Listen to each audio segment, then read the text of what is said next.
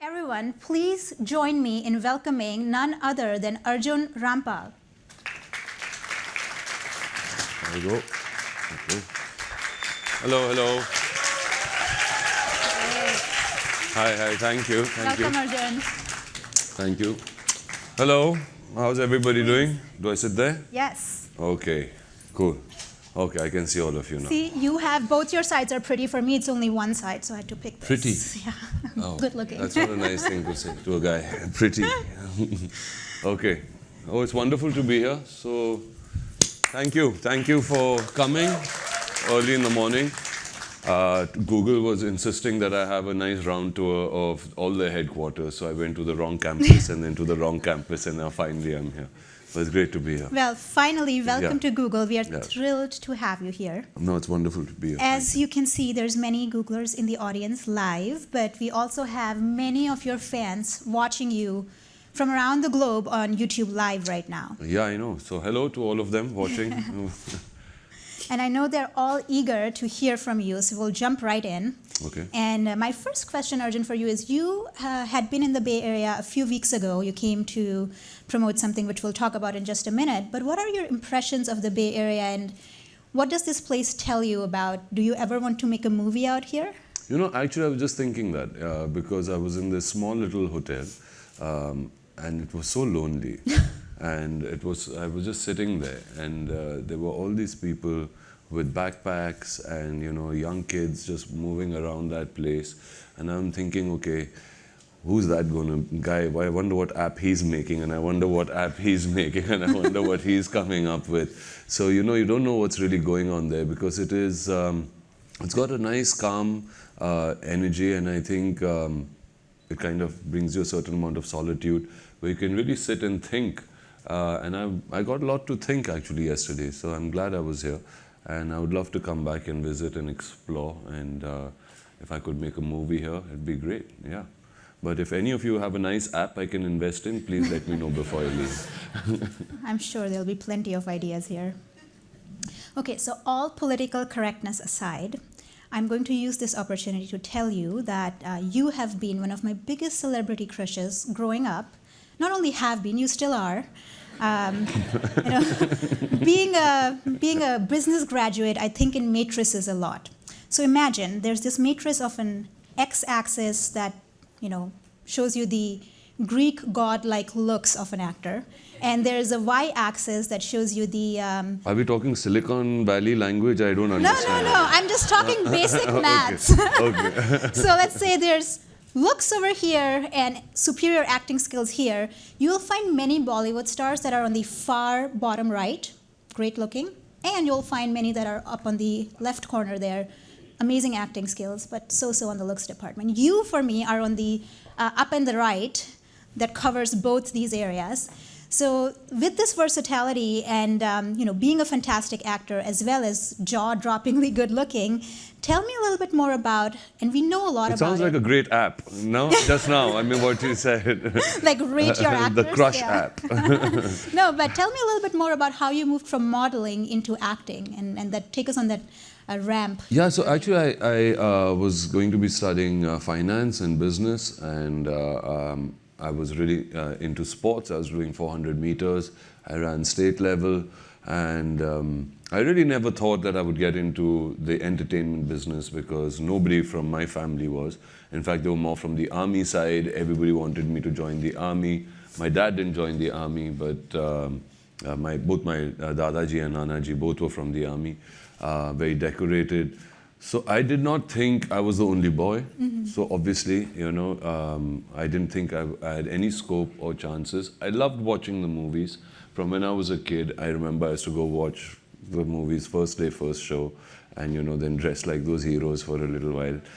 But I didn't think that that means that there's something, you know, that it's going to be pulling me towards acting. So one day I was at a nightclub, and this designer saw me, and he said, are you a model, and would you like to model? So I thought he was making a pass at me, and I was like, no, sir, no, no interest in modeling. And but actually, it turned out to be a family friend. His name was Rohit Bal, who's now one of my closest friends. And from there, I was an economics student, and economically, it made a lot of sense to me that okay, listen, yaar, idhar jaake to go and stand on or walk on the ramp or wear somebody's nice clothes pays you a lot more than I would be getting paid by any bank or any financial institute that I'd be working for, until unless, of course, I owned it. But so from there, and I really enjoyed it. From there, it kind of grew. One thing grew into another. I met, worked with wonderful people like Ashok Mehta, Shekhar Kapoor through my modeling career, who Shantanu Shaure, who kind of insisted that I get into acting and to the movie business. Then I came to New York. I wanted to study filmmaking here and enroll in NYU Film School. But by the time I went back home, Ashok Mehta had this film called Moksh, which I did. And once I bit that apple, like Adam bit his, I was completely taken into this industry, and I'm really glad that that happened. So a lot of credit to Ashok ji. May his soul rest in peace. He is not with us anymore. But truly from there, Rajiv Rai, all these people in the beginning who really, really helped me from being a nobody to reach wherever I've reached. We are very grateful to all these people too, because otherwise we wouldn't know you. So thank you. Now the teaser is back up, so let's watch the teaser really quick before we jump into our next questions. Oh, you didn't see the teaser?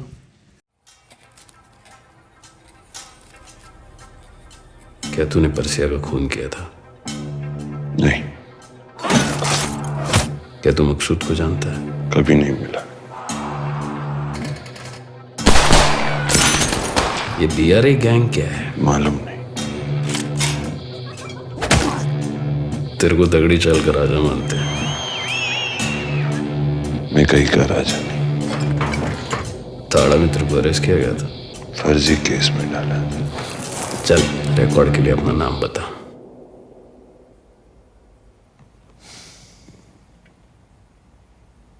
Arun gulab Gawale.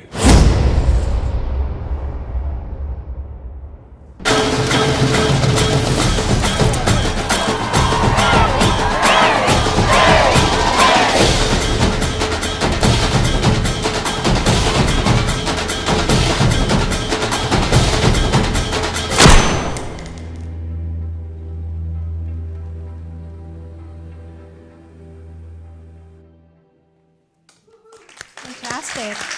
So that was just the teaser, but you'll get to see a lot more. Just the teaser, and I don't know if I told everyone yet, but Arjun is here today officially to unveil the theatrical trailer of Daddy, which we'll watch in just a little bit together, right? Yeah, so and you'll also get to know when the film's releasing, and so I thought it would be kind of unique to come and do it here, you know, because obviously the digital medium has gotten so huge right now, and I had that opportunity to come here and have a talk with all of you. So I said, it'd be a nice way to just come and give you my trailer. We do a big launch in India usually, but we're doing it here for the first time. A lot of people ask me, why are you launching a Hindi movie thing at Google? I was like, yeah, Google is universal.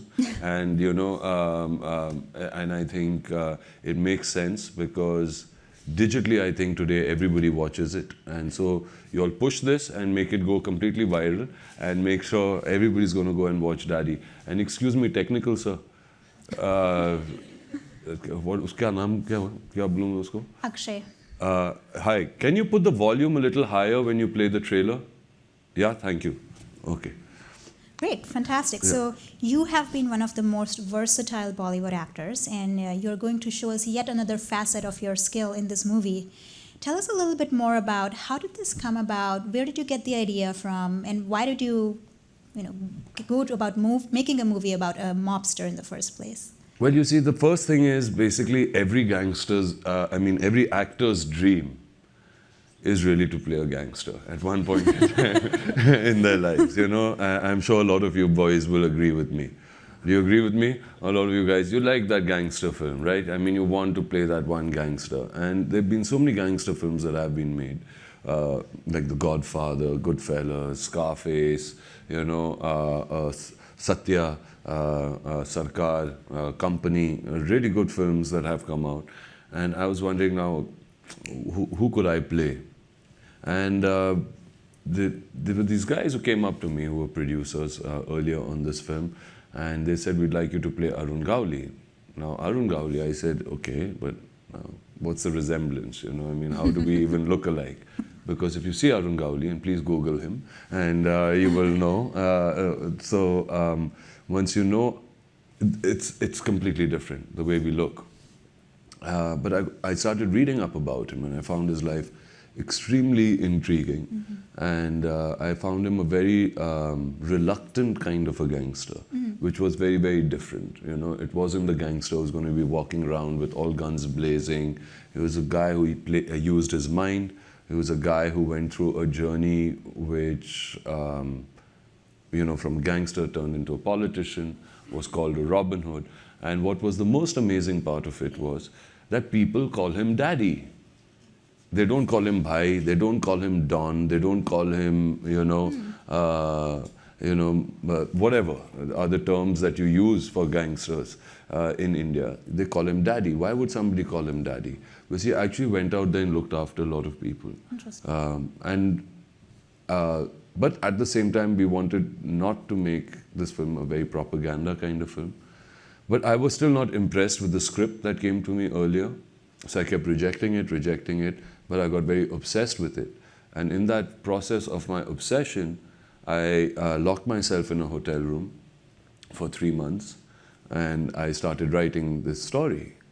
And suddenly the story came about and got life. And then I gave it to one of my biggest critics, who is the director of this film, whose name is Osham Ahluwalia. And he's a really, really fantastic director. He made this film called Miss Lovely, which did really well in the Cannes indie film circuit. He's extremely great with detailing. And everybody's asked him to make a movie, and he said no. So I gave him the script. I said he's going to rip it apart because I don't know if he'll, he read the script and he said, dude, I love it. I'm doing it. I said, but Osham, I don't want you to do it. I was just asking you to read the script. I don't want you to direct it. But he said, no, dude, I'm doing the script. I love it, but we're going to tweak it. So Osham and me kind of co-wrote it after that. It was a long process. Then we got the permissions from the family. We did a tremendous amount of research. See, he took me to all these crazy locations like you're seeing, which are rat infested, and I'll make a confession here. I hate rats. Okay, I can fight a tiger, but if you put a rat in front of me, I will run away from that room. So he's got this really great aesthetic sense. This is all his framing. And to create that world, we needed Osham, and then we went out there and we made it. And how was Arun Gowli himself involved in that process? Did you meet him a lot? Did you ask him about his past life and what he did? So yes, I did have the opportunity to meet him a couple of times when he came out on parole. And of course meet a lot with the people who were involved with him, like the shooters, the people who were part of his gang at that time. He's in prison now, so he does come out on parole. And he's a very, very, what was really amazing about him was that he's not at all intimidating. He is actually very humble. Oh, he's Daddy, right? And yeah, and what's really amazing about them is that they're very gentle, and they have they're so well-mannered, They speak with a lot of respect, what you call tehzeeb, They have a lot of good manners. They speak really, really well. They don't raise their voice. And it was amazing. It was amazing to get that body language. And one day we were shooting in Dagdi Chaul, and he was also out at that time, so he was watching a bit of the shoot. So he was sitting like this, and I was sitting here, and then he went away somewhere. And it was really strange. One of his relatives came out, and I was dressed like this, okay, and came out and touched my feet. They thought it was so that was, I think, the biggest compliment that happened in Dagdi Chaul. And So yeah, there have been a lot of great experiences that have happened through here. It's not been an easy film to make because we wanted to keep it realistic. We wanted not it to be a propaganda film where you are kind of, glamorizing a life of a gangster, but we wanted to keep it true to what it was. We also believe that there is a story out there where somebody goes to jail, serves his time, comes out, and we send a person to jail really to want that person to reform. Mm-hmm. But do we really honestly as society give that person a second chance? That's, is something also you get to explore through the film. Fantastic. Well, you have really whet our appetite about this movie, you talked so much about it, and we saw in the teaser that your look is very different as well in the movie. So let's take this opportunity to actually officially unveil the trailer. Yes, let's do it. Have, right here for all of and you. Everybody on YouTube, give us a chance to see it. Yeah? And sound, volume up. Akshay. 1970 में मुंबई की textile mills में ताला लग गया। इसकी वजह से लाखों मजदूर बेरोजगार हो गए। भूखमरी फैल गई और तनाव बढ़ गया। दगड़ी चौल में रहने वाले मजदूर अंडरवर्ल्ड की लपेट में आने लग गए। ऐसे ही बनी मुंबई की खतरनाक गैंग BRA गैंग। बाबू, रमा,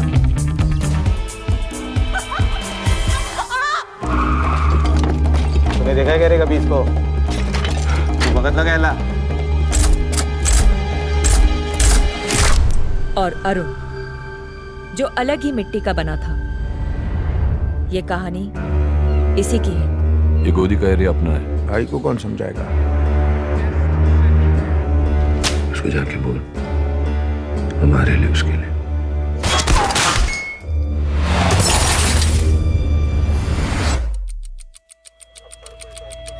वो तो मेरे को रिटायर भी नहीं होने दे रहा है। इसकी पुरानी केसेस रीओपन करो।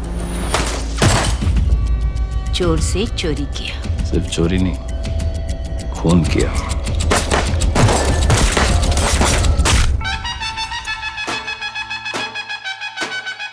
उसने दगड़ी को अपना किला बनाया।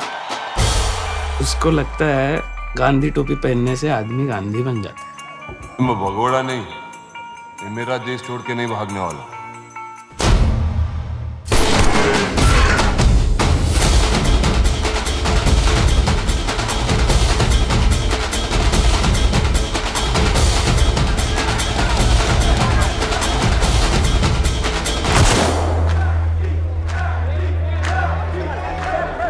आप पर जो चार्जेस लगाए गए हैं उनके बारे में आपको कुछ कहना है क्या? मैं निर्दोषी।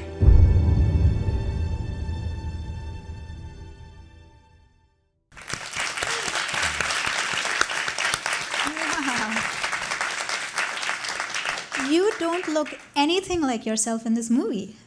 How did they do that? How long did it take you every day to look like this? So yes, so we got these incredible makeup artists from Italy. Sergio, Simone, Ariana, and it was 5 hours of makeup every day in my trailer. Yeah, and I think I learned a lot of Italian bad words while going through it, and so it was that, and it was also a lot of the aging process that happens because the film starts in the 70s and goes all the way to 2012, 2013.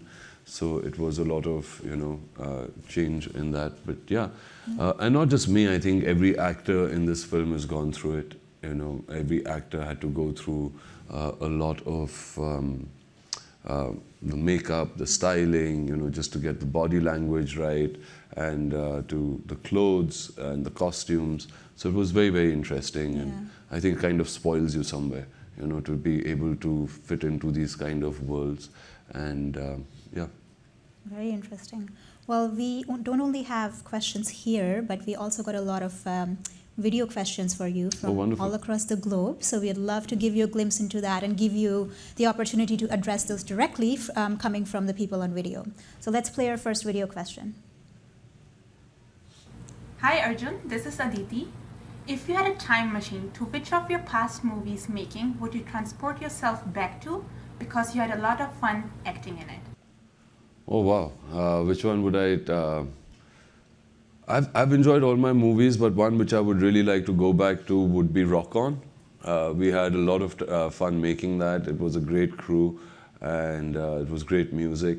And maybe I could go back there and play the guitar a little bit better. Did you actually learn it for the movie? Yes, you did. Yeah. I mean, that Abhishek Kapoor and Farhan are very, very anal about all of that and being musicians. I mean, a musician himself, it was very, very critical that all of us learned our instruments. But I always wanted to learn the guitar, so it was good. There you go.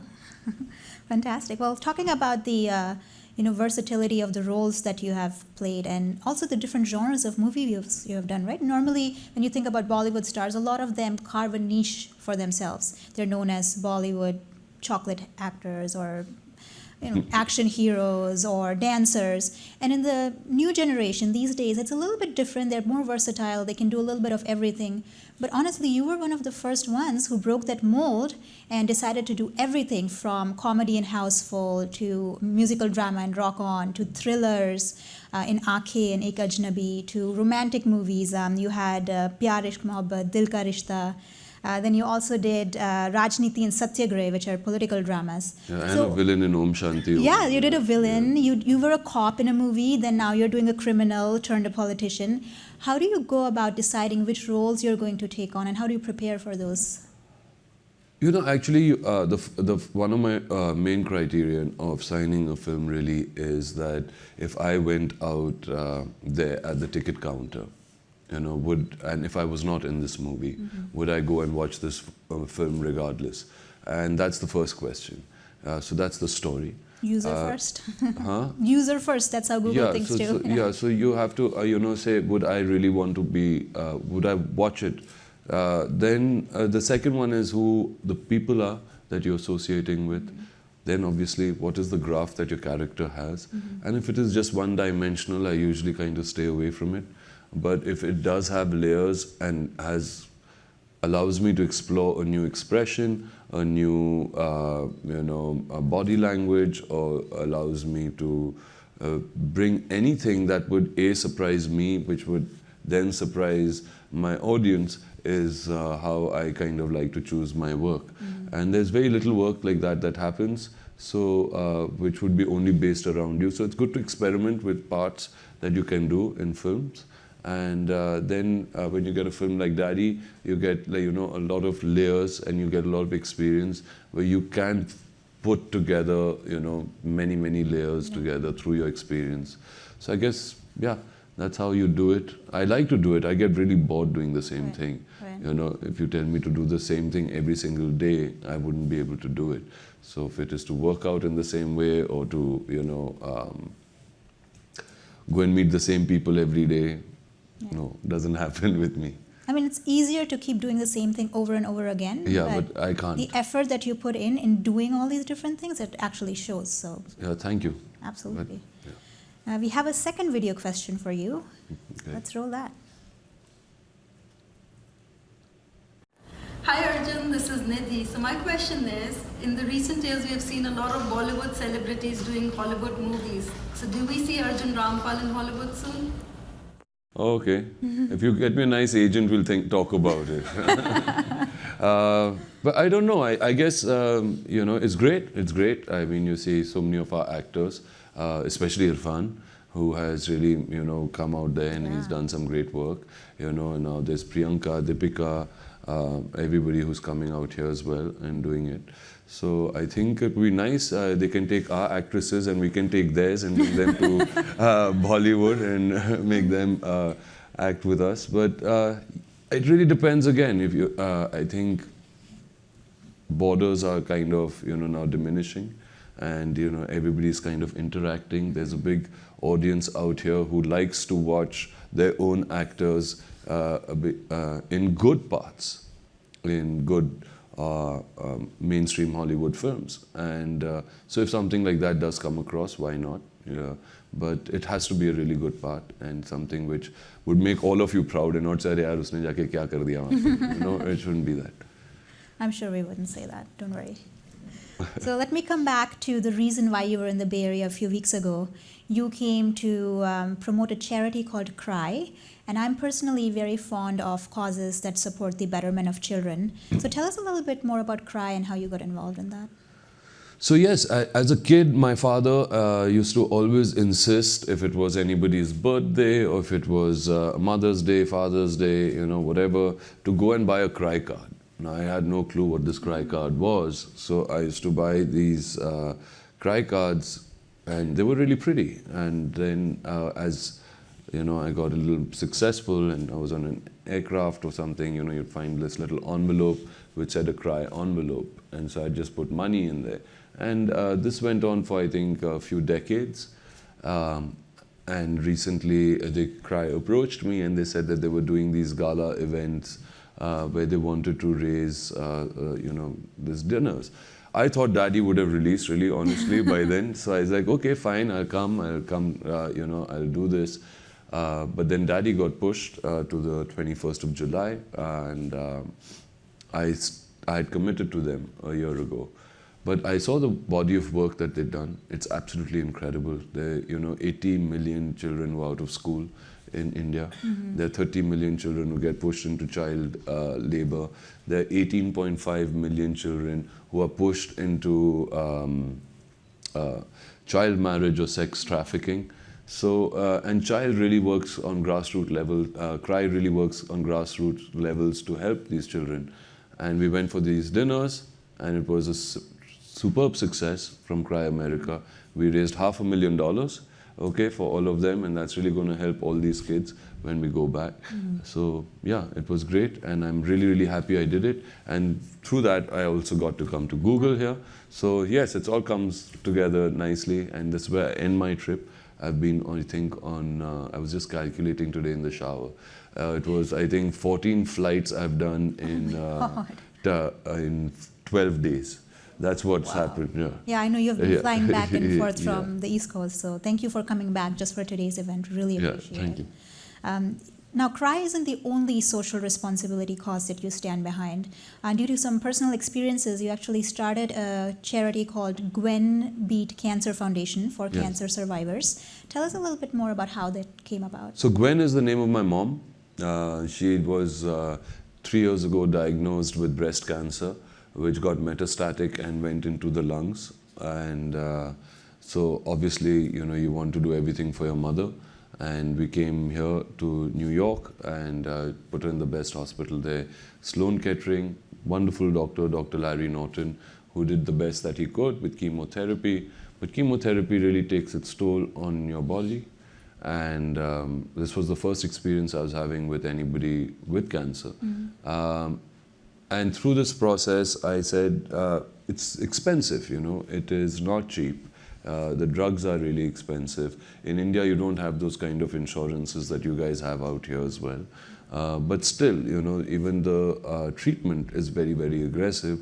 And it really amazes me that we've got the internet, we've got all of this, we go into the moon, you know, you come back, we've got satellites everywhere, you know, but we don't have a cure for cancer, and that really is kind of baffling and not realistic. So the chemo stopped working for my mom at Sloan Kettering, and I went to this place called Champalimod in Portugal, in Lisbon, where there was this doctor called Dr. Carlo Greco, who does this thing called SDRT, which is single dose radiation treatment. And it's a completely charitable organization. It's a foundation, you know, or it's really cheap for people who are not part of Portugal. So it's really, really not that expensive. And it was like a James Bond, you know, kind of a setup. You know, they made a hologram of my mom. They practice how to shoot they shoot this one shot in there. It's non-invasive, and in 48 hours, 3 tumors in her lungs were all gone, and nobody knows about it. So I really wanted to bring this to people. So I said, okay, we're going to start this charity organization, which will be, it's actually the Gwen Breast Cancer, but we removed the R and the S from the breast and it becomes beet cancer. So that's how we've done it, and I wanted to kind of promote that so that more people get to know about it, have opportunities about it, and we can kind of, bring more people, get more people cured. Yeah, no, thank you for standing behind that, because people that have that much of a reach on social media and everywhere else, they can definitely play a big role in bringing these type of awareness. No, it's amazing. It's amazing what's happening there. So you got to support it. So you kind of, this is what I wanted to do, and that's something which I support as well. Fantastic.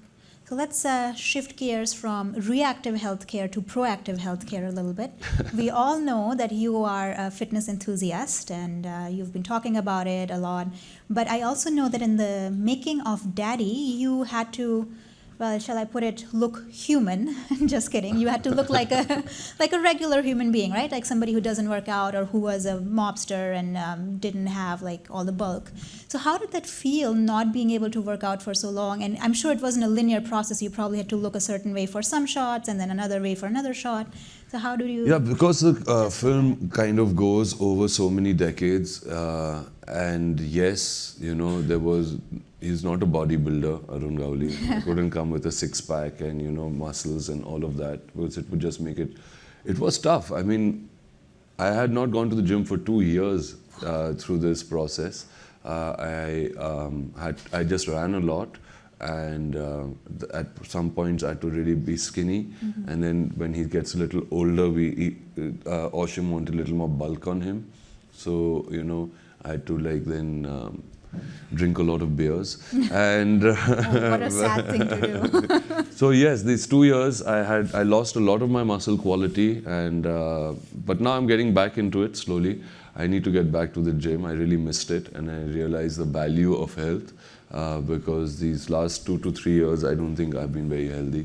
So yeah, it's good to get back into the gym now. Awesome. Any tips for us chair potato Googlers? We spend a good 10 hours of our day in chairs.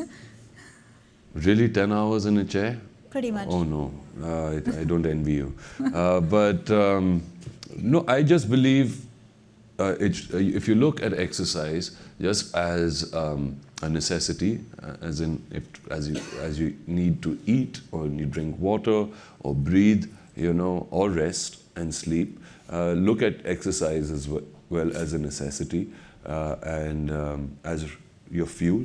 That you're going to take out. It's the best de-stressor. It's great for your backside, which you're going to be covering so much on a chair. But get your core strong. Go out there. Just do any form of exercise for an hour every day, 45 minutes, 1 hour. It will change your life. It will really, really change your life. It'll do you tremendous amount of good, and I think you all owe it to each other, to yourselves, and that's how I look at it. Great. They say that a six-pack of abs is made in the kitchen, and there are 2 types of six-packs that can come out of that.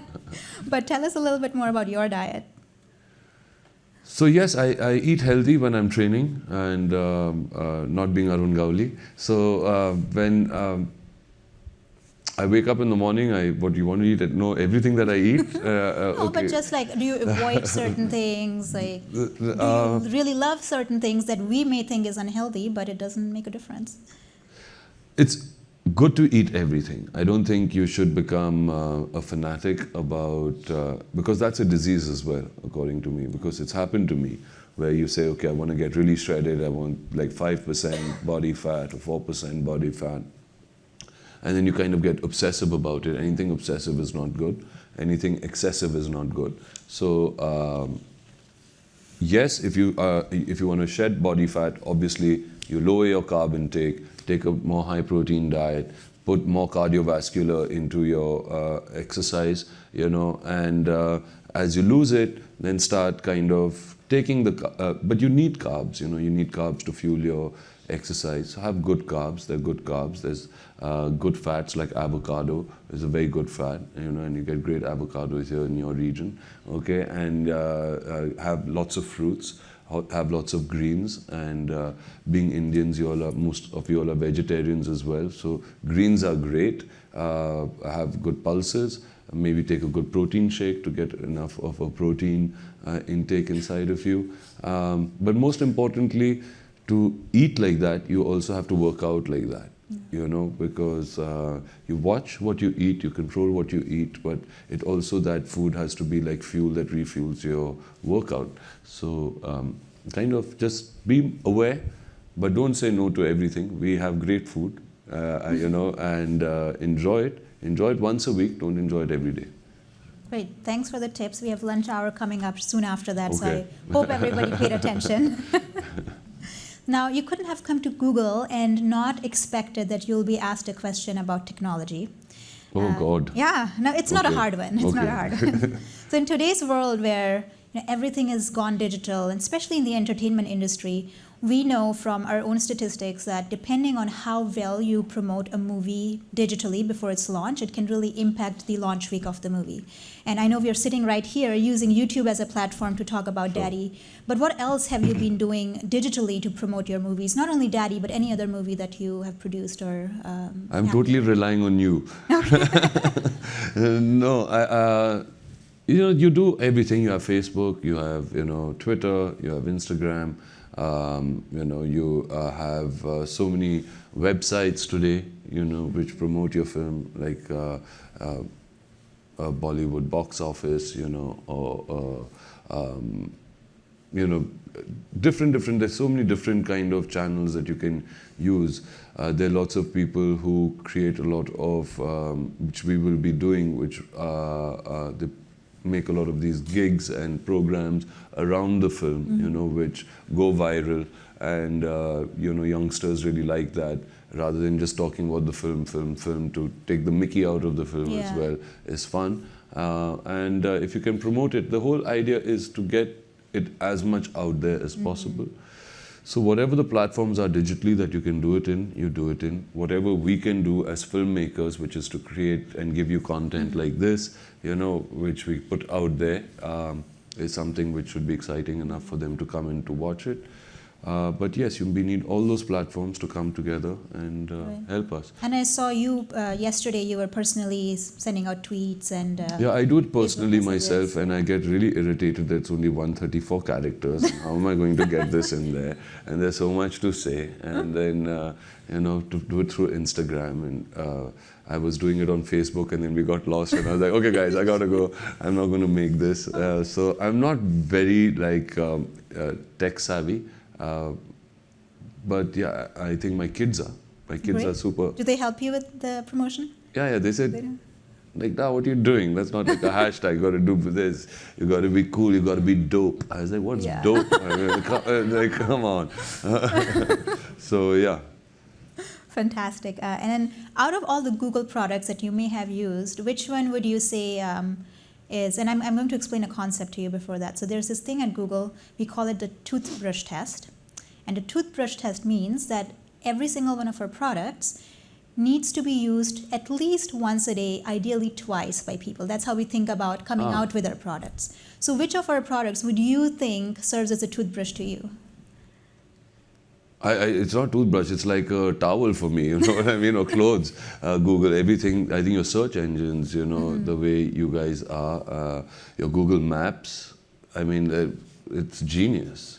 You know, I think the way it just kind of connects everybody together, you're in a foreign place, you don't know, you know, how to get from one place to another, and boom, you just put in an address, it's right there. Yeah, fantastic. So you do use our products extensively. I do, We're very glad to hear that.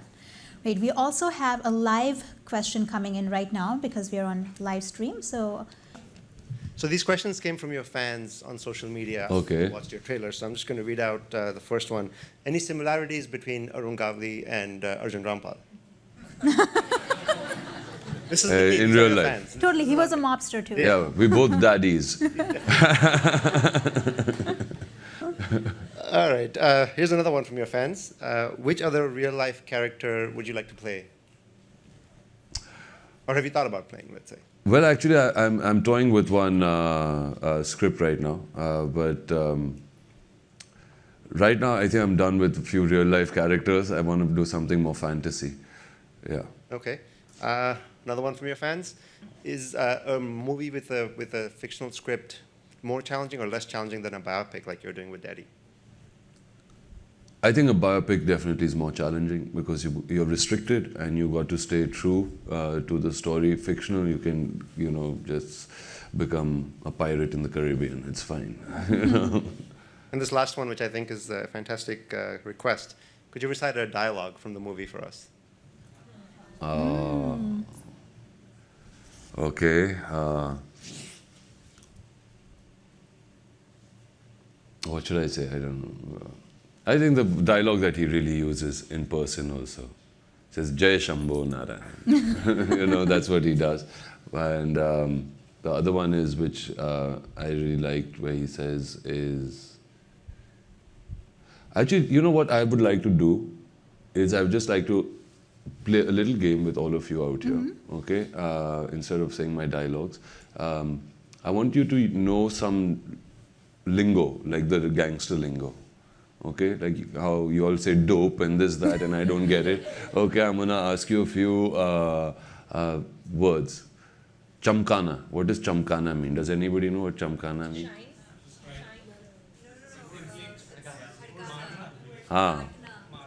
To give one a nice tight slap. So chamak gaya uska, chamkana. Okay. अच्छा चमका है उसको. So it is like, Thank God you explained that. मैं तो कहती कोई मेरे जूते चमकाने आ रहा है. तो आपके जूते से चप्पल. Chappal. What is the chappal? No, I know it is slippers, but I mean, but what does a gangster say when he says Chappal se pitai. Chappal means a gun, a country-made gun, or English chappal means a nice foreign gun. Okay, so there are words like this, and I think. What Google should do is maybe create an app. Seriously, that's important. Next time I'm walking around Bombay, I don't want to be chappaled and chamkaud. Yeah. Awesome. One more question for you, and this is a little lesser known fact about you. So we talked about your modeling career, your acting career, your social engagements, but you are also an entrepreneur. You opened a restaurant and lounge in Delhi in 2009. How did you get into that, and where are you taking that? Well, actually, I really like to spin music. I like electronica music. I like deep house and tech house, and I think I'm a good DJ. But my family didn't think so. So I was like, okay, so if I had to go and play this music, where would I play it? And I thought, let me open a nightclub.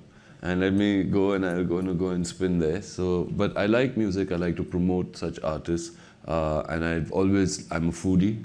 So it's nice, you walk into your own restaurant, you have a little club, a lounge bar, people enjoy themselves. And I really wanted, the first club that I went to was in Delhi. And when I went back to Delhi, when I became an actor, that nobody was going out. People found it unsafe, and girls weren't going out, and nothing was happening. And when I opened this place, once again, girls started coming out. It was a really safe place, and it started the business again. And it was a wonderful experience, and we're going to do many more. I love F&B. I think it's really, really great. If you can, I like hospitality. I like people to come there, enjoy a good meal, feel safe, dress up nicely, and then go home and be happy. So when people go there, are they likely to find you there once in a while? Yeah, sometimes I do land up there. I land up there quite often, actually. And now I'm opening one in Dubai and one in Mumbai. So, yeah, it'd be fun. Great. So come anytime. Yeah. Where in Mumbai? Somewhere in BKC. We're just locking the property. Yeah, Bandra Kurla complex. Please come. My next question is a little quirky in nature, just like the person it is about. So a few years ago, we had Lady Gaga here at Google doing a similar talk. Oh, really? Yeah, today we have you here. But there's more in common to that than both of you being here. You actually hosted Lady Gaga in India a while ago. How did that happen? So yes, we were doing the Formula, my club, the lap, which was asked to do the entertainment for the Formula One, which came to India. And they had this big budget, and they said we need to get some artists down, and they wanted me to do the full entertainment for the weekend. And I was like, yeah, sure. okay, and I was very confused who to get down as the artist. And this is really, really interesting. So one day I'm sitting with my daughter and I asked her, I was like, I don't know, yeah, who should I get down? And she said, get Lady Gaga. So I was like, who? So she said, Lady Gaga. So I said, you don't know Lady Gaga? Okay, so I said, I'm sorry, okay. And so she showed me Lady Gaga, and I'm sorry, I'm as ignorant as that. And I really liked her. I thought she had a great attitude, a great vibe. And I called this friend of mine in LA, and I asked him, dude, is there a chance we can get Lady Gaga for this thing? And coincidentally, she was coming down to India at that time to promote her Monster album. And things happened, things fell into place. And I must say, she was really, really a wonderful artist, great person to meet, you know, extremely humble, loves children. And she was supposed to perform only for, I think, 15 minutes or 20 minutes. And she did a full performance of 45 minutes because she enjoyed it so much. So, wow, yeah, that was at your club? Yeah, at the club. And, you know, it was really, really a special event that we did. And I think something that Delhi will always remember. Great. My next question for you is really about, you know, today's political environment and things that are going on in general, including India. What keeps you up at night when you think through those? What keeps me up at night? Yeah, like what are the things that you would like to change if you had the means and time to do that? Well, I think the disparity is something which really is of the biggest concern. You know, there's the rich, and then there's like too much poor. And I think to bridge the gap between that, I think women's safety today is of, you know, on everybody's mind. I have 2 daughters. I want India to be the safest place in the world for women. And I think that's something which one really needs to work towards. It is, and of course, cleanliness. Yes. You know, and I think we all are working towards that with Swachh Bharat and everything. We keep our homes very clean, but I don't know why we use the rest of our country like a garbage bin. So I think a certain amount of civic sense, education. If we can promote that and educate people, you know, I think India's got, I love India. It's so diverse, it's got so many wonderful cultures. And if there can just be peace, harmony, and you know, these things taken care of, and everybody has a full stomach, it'd be great, yes. We have an audience question? So as a celebrity, you lead a very glamorous and interesting life. So do you ever get used to being a celebrity?